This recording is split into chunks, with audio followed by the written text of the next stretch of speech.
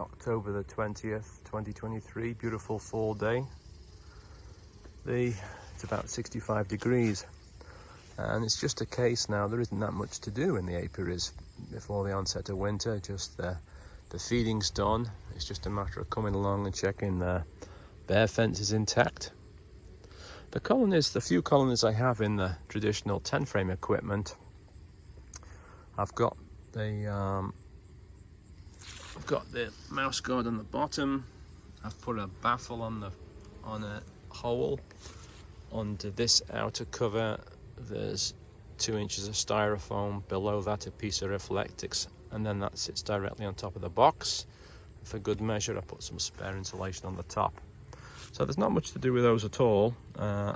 When it gets cooler and I come back, I might put some insulation on the side. I can't do it on the front because these handholds get in the way and it's a pain for that, so we'll see.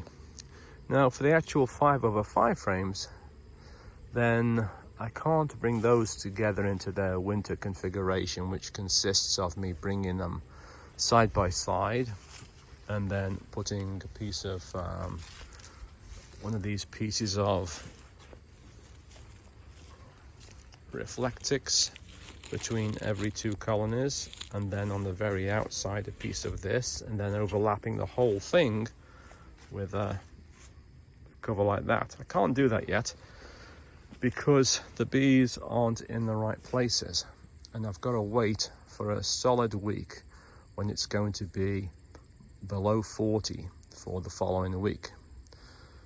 Once I've got that established on the forecast, I can come along and pick the ones that are off on the ground up and stack them on the posts, and I can turn the ones that are facing north around and they'll face south, bring them all together. I can do that because I can be confident that if it's going to be colder for more than 40 for more than a week, when the weather does break and they come out to poop, they'll fly back to the new place and not to the old place. If they fly back to the old place, those bees will be lost, so that wouldn't be good. So right now the colonies are sitting just as they were when I finished feeding. When I feed them, I always close off the top hole because I feed from above. I have that hole open, and then I turn this round to the smallest, roughly fingertip size hole on the bottom.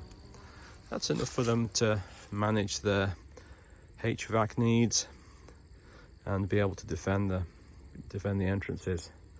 It's all pretty calm, so just a beautiful fall day.